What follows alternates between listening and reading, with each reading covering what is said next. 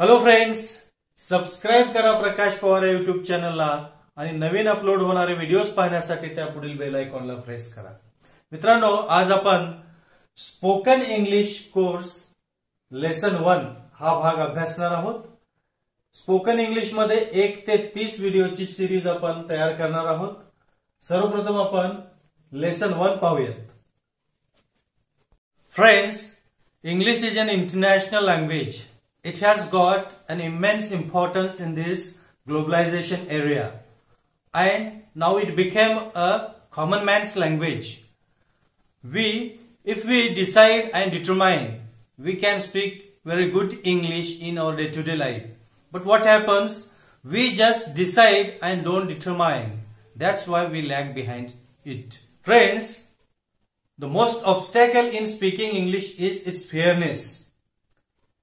Generally what we think, if I commit mistake while speaking, what others will think about me? Others will sometimes laugh at me. That is why we avoid to speak, and that is why lag behind in speaking English. That is the reason our speaking skill doesn't develop. There is a proverb in English, practice makes a man perfect. If you go on practicing day by day, we get proficiency on English language. We get command over it, but we avoid it. To develop English speaking skills, we need more and more practice. To develop your English speaking skills, you have to spend at least 1 hour with me for 30 days, for a month, and I promise you, within a month you will definitely speak English very fluently. मित्रांनो, आपल्याला अशा प्रकारची फाडफाड English बोलायला सगळ्यांनाच आवडेल. मात्र आपण English बोलण्यामध्ये मागे का पडतो, तर आपण इंग्लिश बद्दलची भीती बाळगतो. कसल्या प्रकारची भीती? तर इंग्लिश बद्दलचं फिअरनेस. आपल्याला बोलायची इच्छा असते किंवा इंग्लिश आपल्याला डेव्हलप करायची इच्छा असते, पण इंग्लिश बोलण्यासाठी कुठलं काही मंत्र नाही, तंत्र नाही, तर त्याला लागते ती प्रॅक्टिस. दररोज किमान 1 तास प्रॅक्टिस केली तर 1 महिन्याच्या आत आपल्याला इंग्लिश बोलायला येते. आता आपण इंग्लिश म्हणजे काही वेगळं काही नाही, एक भाषा आहे. जसं मराठी बोलतो, आपण हिंदी बोलतो, कन्नडा बोलतो, तेलुगू बोलतो किंवा अन्य बंगाली बोलतो, पंजाबी बोलतो. आपण महाराष्ट्रीयन जर आंध्र प्रदेशामध्ये 1 महिना जाऊन राहिलं तर आपल्याला तेलुगू भाषा शिकायला येते, किंवा 2 महिन्यामध्ये 3 महिन्यामध्ये येते, किंवा पंजाबमध्ये राहिलो तर 2-3 महिन्यामध्ये ती भाषा शिकतो. तसंच आपण इंग्लंडमध्ये जाऊन राहिलो तर इंग्लिश भाषा सुद्धा आपल्याला 2-3 महिन्यामध्ये येते. मग इथंच काय येत नाही भारतामध्ये किंवा आपल्या महाराष्ट्रामध्ये किंवा आपल्या लोकॅलिटीमध्ये, तर आपल्याला मातृभाषा आणि राष्ट्रीय भाषा मराठी आणि हिंदीचा पर्याय उपलब्ध आहे, आणि आपण इंग्लिश बोलायचं टाळतो. आणि जेव्हा इंग्लिश बोलायचं टाळतो त्या भाषेची प्रॅक्टिस होत नाही. जेव्हा प्रॅक्टिस होत नाही त्या भाषेवर आपल्याला प्रभुत्व येत नाही. म्हणून इंग्लिश भाषेबद्दल आणखीन एक दुसरा महत्वाचा मुद्दा आपला ऑब्स्टॅकल आहे, तो म्हणजे फिअरनेस. जर आपण इंग्लिश बोलायला लागलो आणि मध्येच आपलं बोलणं चुकलं तर आपल्याला लोक हसतील किंवा आपली फजिती होईल, या भीतीपोटी आपण बोलायचंच टाळतो. जर असं केलं तर ते शक्य होणार नाही. खूप सोपी भाषा आहे आणि आपल्याला बेसिक माहिती आहे. इंग्लिश एक बरेच शब्द येतात, छोटी मोठी वाक्य येतात, आणि तसं पाहिलं तर इंग्लिश ही फॉरेन लँग्वेज आहे, परकीय भाषा आहे, आणि त्याच्यावर पहिल्यांदाच आपल्याला कमांड येईल किंवा ग्रामर दृष्ट्या आपण चांगलीच बोलू किंवा परफेक्ट बोलू असं काही नाही. सुरुवातीला आपल्याला चुका होणारच आहेत. चुका आणि शिका. लहान मूल चालायला शिकताना अनेक वेळेला पडतं, मात्र ते पडल्याच्या नंतर पुन्हा उठतं आणि अशा पद्धतीने चालायला लागतं. तसंच इंग्लिशच्या बाबतीमध्ये आपल्याला इंग्लिश बोलायचे असेल तर बोलायला शिकावं लागेल. बोलत असताना चुका होणारच आहेत. मग चुका झालेल्या आपण टाळून, समजा आजच्या 10 मिनिटाच्या बोलण्यामध्ये 10 चुका झाल्या, उद्याच्या बोलण्यामध्ये 8 होतील, 7 होतील, चुका कमी होत जातील आणि आपण एक दिवशी परफेक्ट फाटफाट इंग्लिश बोलायला लागू. तर आपण माझ्याशी असे इंग्लिश स्पीकिंगचे लेसन्स 30 असणार आहेत. 30 दिवस तुम्ही माझ्याशी कनेक्ट राहा, अँड अश्युअर यू तुम्ही मी दिलेल्या होमवर्क तुम्ही घरी करत जा, आणि 30 दिवसानंतर पहा तुम्हाला चांगलं इंग्लिश बोलायला. आता काय केलं पाहिजे, तर सर्वप्रथम आपल्याला फिअरनेस काढून टाकलं पाहिजे इंग्लिश बद्दलचं. कोणी काही बोलो, आपण दररोजच्या वापरामध्ये जसं मराठी हिंदी बोलतो तसे इंग्लिशच्या सुरुवातीला जास्तीत जास्त शब्द विंडो बंद करा, डोर बंद करा, दार बंद करणं म्हणण्याच्या ऐवजी विंडो बंद करा, खिडकी बंद करा म्हणण्याच्या ऐवजी विंडो बंद करा, किंवा पाणी आणा म्हणण्याचे ब्रिंग वॉटर, खुर्चीवर बसा, सिट चेअर, असे छोटे छोटे शब्दांनी सुरुवात करा. म्हणजे आपल्याला त्याच्यावरचं कमांड येत जाईल, त्याची भीती कमी होत जाईल आणि आपण शब्दाशब्दाने असं बोलत जर गेलो, जे आपल्याला शब्द येतात, वॉटर माहित आहे, वॉटर घेऊन ये, पाणी आण म्हणण्यापेक्षा वॉटर घेऊन ये, अशा पद्धतीने जर सुरुवात केली तर लगेच होईल. मात्र त्याच्यानंतर आपल्याला छोटे छोटे शब्दच्या नंतर वाक्य बोलायचे. कसं, close the door, close door, close the door म्हणतं क्लोज डोर, दार बंद करा, क्लोज विंडो, खिडकी बंद करा, सिट डाऊन, खाली बसा, stand up, give me pen, तुमची मला पेन द्या, टेक दिस बुक, हे पुस्तक घ्या. असे सिंपल वाक्यांनी जर आपण सुरुवात केली, मध्येच एक दोन मराठी वाक्य बोलायचं, मध्येच एखादी इंग्लिश वाक्य बोलायचं, अशा पद्धतीनं जर सुरुवात, पहिल्या दिवशी काही परफेक्ट येणार नाही काही कुणाला बोलायला इंग्लिश. मात्र छोटे छोटे असे शब्दांचा जास्तीत जास्त वापर आपण आपल्या भाषेत केला आणि 10 वाक्य जर मराठीत बोललं तर एखाद दुसरं वाक्य इंग्लिशमध्ये बोलायला शिकायचं आणि त्याच्यावरून आपल्याला हळूहळू आपल्याला जमत जाईल आणि आपण इंग्लिश एका दिवशी चांगली बोलायला. नेक्स्ट मॅन परफेक्ट म्हणलेला आहे इंग्लिशमध्ये आणि सरावाने सगळं काही माणूस परिपूर्ण होतो किंवा परफेक्ट होतो. आता काय सराव करायचा आपल्याला, दररोज दिवसातून 1 तास द्यायचा आहे. कशासाठी, लिसन और वॉच, ऐकणे किंवा पाहणे. काय पाहायचं काय ऐकायचं, इंग्लिशमध्ये ऐकायचं. किती, 10 मिनिट दररोज. टीव्हीवर बातम्या असतात किंवा रेडिओवर बातम्या असतात किंवा कुणाचं भाषण इंग्लिशमध्ये असेल तर ते दररोज 10 मिनिट सवयच करून घ्यायची. रीड 10 मिनिट्स, कुठलंही पुस्तक असेल, इंग्लिशमधले वर्तमानपत्र असेल ते 10 मिनिट वाचायचं. त्याच्यानंतर स्पीक 10 मिनिट्स, 10 मिनिट बोलायचं. आपले मित्र असतील किंवा शेजारी असतील, क्लासमेट असतील, टीचर्स असतील किंवा अन्य कोणी असतील त्यांच्यासोबत तुटक्या मुटक्या भाषेमध्ये इंग्लिश बोलायला सुरुवात करायची. आणि राईट 10 मिनिट्स, 10 मिनिट लिहायचं आहे. काय लिहायचं आहे, वर्तमानपत्रातलं बघून लिहा, पुस्तकातलं बघून लिहा किंवा तुमच्या मनातले विचार लिहा किंवा एखाद्या विषयावर तुम्ही स्वतःच एखादी विषय घेऊन त्याच्यावर निबंध लिहा. 10 मिनिटात जे जमतं ते करायचं. काय करायचं, दररोज 10 मिनिट ऐकायचं आहे किंवा पाहायचं आहे, 10 मिनिट वाचायचं आहे पुस्तक, न्यूजपेपर, 10 मिनिट लिहायचं आहे, बघून लिहा किंवा मुपाट लिहा आणि 10 मिनिट बोलायचं आहे. जर बोलायला आपल्याला कोणी संपन्न नसेल तर मनातल्या मनात आपण एखाद्या गोष्टीचा विचार इंग्लिशमध्ये करायचा.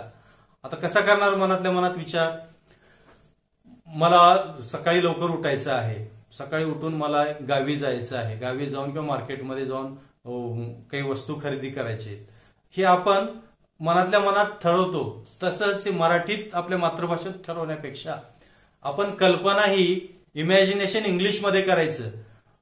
कसं करणार, tomorrow I have to get up early in the morning, I have to go to the market and bring some notebooks, bring some grocery, हे जे काही तुम्हाला आणायचं आहे. Tomorrow I have to do some homeworks, मला उद्या काही homework सुद्धा करायचे. असं इंग्लिशमध्ये इमॅजिनेशन करायचं, इंग्लिशमध्ये चिंतन करायचं. त्याच्यामुळे आपली ही स्किल डेव्हलप होते आणि आपण एका इंग्लिश परफेक्ट बोलण्याच्या दिशेने सुरुवात करतो.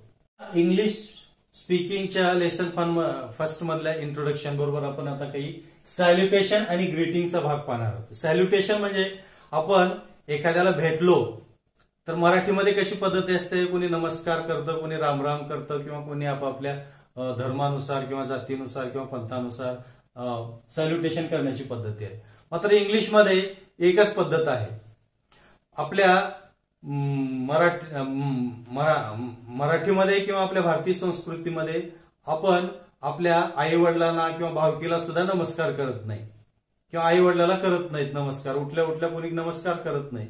फक्त बाहेरचा कोणी पाहुणा असला, मित्र असला तरच नमस्कार करतो. पण इंग्लिश ही संस्कृती वेगळी आहे, कल्चर वेगळं आहे. मात्र इंग्लिशमध्ये 3च पद्धती आहेत या सॅल्युटेशनच्या. सकाळी 5 पासून दुपारी 12 पर्यंत गुड मॉर्निंग म्हटलं जातं. कोणी जर भेटलं सुप्रभात म्हणतो आपण. तसं आई वडिलाला, भावा बहिणीला किंवा मित्रांना किंवा शेजाऱ्याला कुणालाही हीच पद्धत वापरली जाते. Good morning. गुड मॉर्निंग सकाळी पहाटे 5 पासून दुपारी 12 पर्यंत म्हटलं जातं. कुणाला भेटल्याच्या नंतर आपण जसं राम राम नमस्कार करतो त्या पद्धतीने. गुड आफ्टरनून दुपारी 12 ते 5 या वेळेमध्ये. दुपारी 12 ते 5 वेळेमध्ये आपल्याला कोण नमस्कार करायचं तर इंग्लिशमध्ये गुड आफ्टरनून म्हटलं पाहिजे. त्याच्यानंतर गुड इव्हनिंग आणि गुड नाईट मध्ये आपण थोडीशी गल्लत करतो किंवा चूक करतो. या ठिकाणी ते क्लिअर करून घेतलं पाहिजे. गुड इव्हनिंग सायंकाळी 5 ते 10, रात्री 10 किंवा रात्री 12 पर्यंत सुद्धा गुड इव्हनिंगच म्हटलं जातं. मग आता गुड नाईट केव्हा म्हणायचं हा प्रश्न आहे. गुड इव्हनिंग जेव्हा आपण एखाद्याला भेटतो तेव्हा सुरुवातीला केला जाणारा तो नमस्कार आहे. नमस्कार. मग तिथून आपल्या भाषणाला किंवा आपण बोलण्याला चालू करतो. कुठून आलात, काय नाही, बसा, या बसा. मात्र सुरुवात आपली नमस्कार. सुरुवात आपली गुड मॉर्निंग, गुड आफ्टरनून किंवा good evening. Good evening, good afternoon, good मॉर्निंगचा अर्थ की आपण भेटलो आहोत आणि आता आपला नमस्कार झालेला आहे. त्या अर्थाने हे 3 आहेत. आणि गुड नाईट. गुड नाईट हे रात्रीच्या वेळेला एखाद्याला बोलून झाल्याच्या नंतर शेवटी निरोप घेताना जात असताना गुड नाईट, ठीक आहे मग भेटूयात असं पद्धतीने, किंवा गुड नाईट म्हणून आपण रात्री झोपायला जातो या पद्धतीनं. म्हणून गुड नाईटचा वापर निरोप घेऊन निघताना किंवा रात्री झोपताना निरोप घेऊन त्याच्यानंतर कुठलीही ऍक्टिव्हिटी येत नाही त्यावेळेला यांचा वापर होतो. सॅल्युटेशनच्या नंतर आपण ग्रीटिंग. ग्रीटिंग म्हणजे एखाद्याला भेटल्याच्या नंतर आपण बोलायला सुरुवात कशी करतो. इंग्लिशमध्ये पद्धत आहे, कल्चर मी वेगळं सांगितल्याप्रमाणे. मराठी किंवा भारतीय संस्कृती वेगळी, इंग्लिश संस्कृती वेगळी. भेटल्याच्या नंतर, ओळखीच्या माणसाला भेटल्याच्या नंतर ग्रीटिंग कशी होते आणि अनोळखी माणसाला भेटल्याच्या नंतर ग्रीटिंग कशी होते. ग्रीटिंग म्हणजे भेटणे, भेटून बोलणे. आता समजा राकेश आणि दिनेश नावाचे 2 मित्र आहेत किंवा ओळखीचे माणसं आहेत. तर त्या 2 माणसांमध्ये जेव्हा भेट होते तेव्हा hi, how are you Rakesh. Hi म्हणजे एखाद्याला त्याचं लक्ष वेधून घेणे. How are you Rakesh. Rakesh तू कसा आहेस त्याला विचारायचं. म्हणजे राकेश हा परिचयाचा आहे, मित्र आहे, शेजारी आहे किंवा नातेवाईक आहे. तेव्हा आपण त्याला काय विचारतो, हाय, हाऊ आर यू. तू कसा आहेस. नाव असेल तर नाव घेऊन मी कसा आहेस. मग त्याचं उत्तर काय येणार. कोणी कसा का असणार पण आपल्याकडे म्हणायचे मी चांगला आहे, मजेत आहे असं म्हणायची पद्धत आहे. I am fine. I am fine म्हणजे मी मजेत आहे. एखाद्याला हाऊ आर यू, तू कसा आहेस विचारायचं असेल तर हाऊ आर यू आणि त्याचं उत्तर कसं द्यायचं तर आय एम फाईन. मी ठीक आहे, मी चांगला आहे किंवा मी फाईन आहे. आणि परत आता हे कोण विचारलेलं आहे. राकेशला विचारलेलं आहे हाऊ आर यू. आता तो म्हणाला की मी फाईन आहे. And you Dinesh. राकेश पुन्हा दिनेशला काय म्हणतो, अँड यू. अँड यूचा अर्थ अँड यू किंवा अँड यू दिनेश. आणि तू कसा आहेस. And you and how are you असं विचारलं जात नाही प्रति प्रश्न. हाऊ आर यू एकदाच विचारलं जातं, तू कसा आहेस.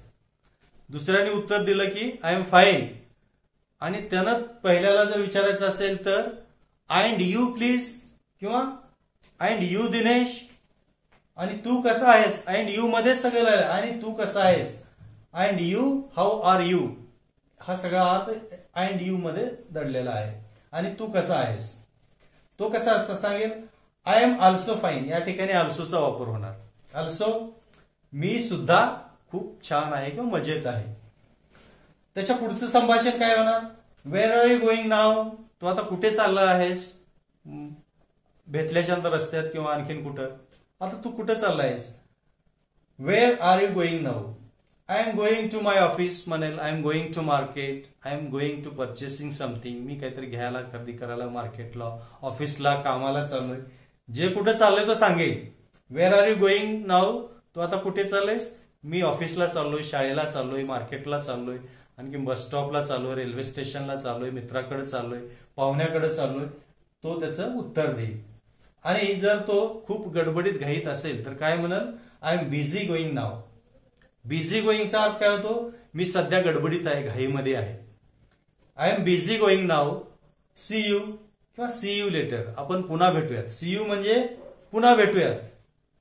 सी यू लेटर दोन्हीचा अर्थ एकच, सी यू किंवा सी यू लेटर, आपण पुन्हा भेटूयात, अशा पद्धतीनं ओळखीच्या माणसाशी संभाषण केलं जातं. पुन्हा एकदा बघा, how are you Rakesh? I am fine. And you Dinesh? I am also fine. Where are you going now? I am going to my office. But I am now I am busy going now. See you or see you later. या पद्धतीनं आपल्याला greetings non person, ओळखीच्या व्यक्ती संबंधीची greetings किंवा भेट आणि भेट झाल्याच्या नंतर या पद्धतीचं संभाषण आपलं पुढे वाढायला लागतं. ग्रीटिंग 2 मध्ये आपण अननोन पर्सन. अननोन म्हणजे दोन अनोळखी माणसं आहेत, कुठे प्रवासात भेटतात किंवा कुठेतरी गार्डन मध्ये, व्यायामच्या ठिकाणी किंवा योगाच्या ठिकाणी किंवा अन्य बरेच लोक जिथे एकत्र गॅदरिंग होते, जमतात, आणि जेव्हा एखाद्या वेळेस एकत्र बसतात तेव्हा त्यावेळेस कसं होतं, डायरेक्ट एकमेकाची ओळख नसते, डायरेक्ट एकमेकाचं नाव विचारायचं नसते. तुझं नाव काय आहे, माझं नाव काय आहे, व्हॉट इज युअर नेम, ही काही ग्रीटिंगची पद्धत नाही. नॅचरल ग्रीटिंग्स म्हणजे नॅचरल डेव्हलप झालं पाहिजे. आणि ते इंग्लिशमध्ये कसं होतंय, एखादी दोघं जण बसलेले आहेत प्रवासात, सीटवर, बसमध्ये, ट्रेनमध्ये. Today's climate is changed. Today's climate is changed. आजचं वातावरण खूप बदललेलं आहे. पाऊस चालू होताना आत्ताच बंद झालेला आहे. बऱ्याच दिवसापासून पाऊस नव्हता, काही नव्हतं, आता ढगाळ वातावरण झालंय. तर सुरुवात कशी करणार? Today's climate is changed. आजचं वातावरण खूप चेंज झालंय. तो दुसरा जर उत्तर दिला, yes there is a possibility of raining, आणि आता पाऊस पडण्याची शक्यता आहे, त्यानं जर रिप्लाय दिला तर आपलं पुढचं संभाषण डेव्हलप होईल, आपलं बोलणं डेव्हलप होईल. त्यानं आपल्या बोलण्याकडे दुर्लक्ष केलं तर तिथं स्टॉप होईल. या पद्धतीनं नॅचरल आपल्याला डेव्हलपमेंट करायची असते बोलण्यामध्ये. किंवा आपण म्हणतो की आजचा खूप दुर्दैवी प्रसंग, तिथं ही घटना घडली, आजची बातमी ऐकले का, अशा पद्धतीने सुरुवात करताय. म्हणजे क्लायमेटच असावं लागतं असं काही नाही. एखादी बातमी आहे आजची, कुठली तरी हेडलाईन्स, कुठतरी स्फोट झालेला आहे किंवा कुठतरी कोरोनाचा उद्रेक झालेला आहे किंवा अन्य काही घडलेलं आहे, त्या घटनेवरून आपण सुरुवात करतो की ती घटना, that incident was very bad, आणि माझं मन हेलावून गेलं, हो असं व्हायला नको होतं, असा रिप्लाय आल्याच्या नंतर ही डेव्हलपमेंट चालू होते आपल्या संभाषणातली. त्याच्यानंतर काय होतं अनोळखी माणसाचे, wear are you going sir. जर प्रवासात असाल तर wear are you going sir, तुम्ही कुठे जात आहात. किंवा तुम्ही वेअर आर यू फ्रॉम, तुम्ही कुठे जात, प्रवासात असाल तर कुठे जात आहात. तर सांगाल आय एम गोइंग टू, किंवा wear are you come from, wear are you from, तुम्ही कुठून आहात किंवा कुठल्या गावचे आहात. वेअर आर यू फ्रॉम म्हणजे wear are you came from म्हणतात. वेअर आर यू फ्रॉम, तुम्ही कुठून आलात किंवा कुठले आहात. तो म्हणाल मी मुंबईचा आहे, मी पुण्याचा आहे, मी कोल्हापूरचा आहे. I am from Mumbai. त्याचं उत्तर आय एम फ्रॉम मुंबई, मी मुंबईचा आहे. I am from Pune, I am from Nagpur. And you please, आणि तुम्ही कुठले आहात. And wear are you from असं रिप्लाय द्यायचा नसतो. वेअर आर यू फ्रॉम विचारल्याच्या नंतर सर, मॅडम, जे काही पुढे हे, वेअर आर यू फ्रॉम, तुम्ही कुठले आहात किंवा कुठून आलात. I am from Mumbai. And wear are you sir, परत अँड वेअर आर यू असं विचारायचं नसतंय.